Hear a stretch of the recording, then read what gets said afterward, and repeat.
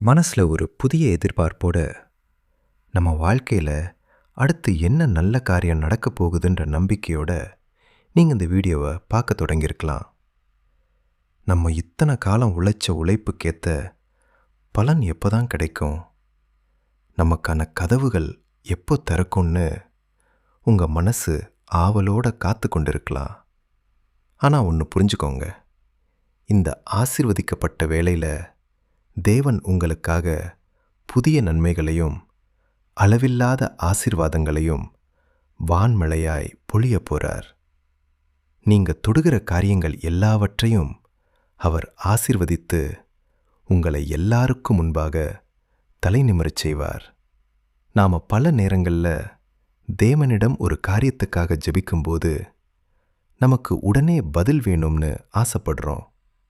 ஆனால் தேவன் சில சமயங்களில் மௌனமாக இருக்கிற மாதிரி நமக்கு தோன்றும். வேதாகமத்தில் லாசரு உடம்பு சரியில்லாமல் இருந்தப்போ இயேசுவுக்கு தகவல் போயும் அவர் உடனே வரல. 2 நாட்கள் தாமதிச்சு தான் வந்தார்.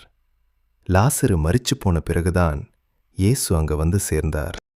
சுற்றி இருந்த எல்லாரும், மார்த்தாலும் மரியாளும் கூட, ஆண்டவரே, நீர் இங்கே இருந்திருந்தா என் சகோதரன் மரித்திருக்க மாட்டான். ஆனா இப்போ எல்லாம் முடிஞ்சு போச்சு. 4 நாள் ஆகி நாற்றமும் எடுக்க தொடங்கிடுச்சு.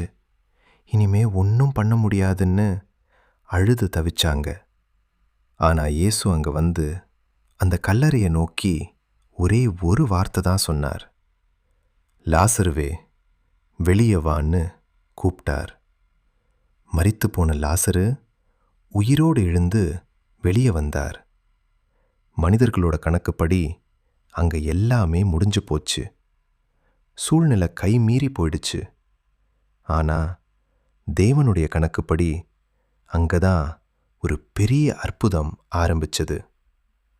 அதே போல தான் உங்கள் வாழ்க்கையிலையும் சில காரியங்கள் ரொம்ப தாமதமாகுதே, எல்லாமே முடிஞ்சு போச்சோ, காலம் கடந்து போச்சோன்னு நீங்கள் கலங்கி போயிருக்கலாம். ஆனால் தேவன் உங்கள் வாழ்க்கையில் ஒரு பெரிய அதிசயத்தை செய்ய போகிறார்.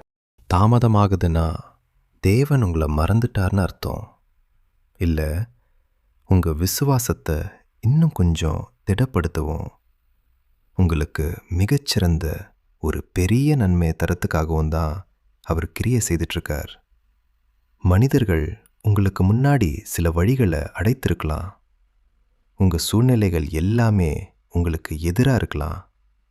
ஆனால் தேவன் உங்களுக்காக திறக்க போகிற புதிய வாசல்களை யாராலும் தடுக்க முடியாது.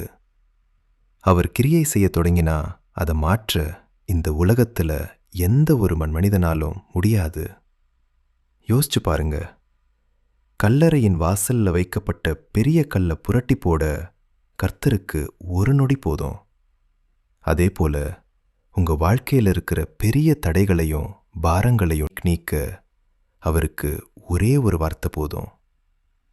அது வரைக்கும் உங்கள் விசுவாசத்தை மட்டும் எந்த சூழ்நிலையிலும் விட்டுடாதீங்க. மனிதர்களோட வார்த்தைகளை கேட்டு சோர்ந்து போகாம தேவனுடைய வார்த்தையின் மீது முழு நம்பிக்கை வைங்க. அவர் உங்களை ஆசீர்வதிக்கவே ஆசீர்வதிப்பார், உங்களை பெருதவே பெருக்குவார். உங்களுடைய எல்லா கவலைகளையும் பாரங்களையும் ஏக்கங்களையும் இந்த வேளையில் தேவனோட பாதத்தில் அப்படியே இறக்கி வச்சுட்டு மனமகிழ்ச்சியோடு இருங்க. உங்கள் சூழ்நிலையை பார்த்து விசுவாசத்தில் சோர்ந்து போகாம அவர் என்ன நடத்துவார்ன்ற நம்பிக்கையோட இன்னைக்கு இந்த நாளை தைரியமாக கடந்து செல்லுங்க.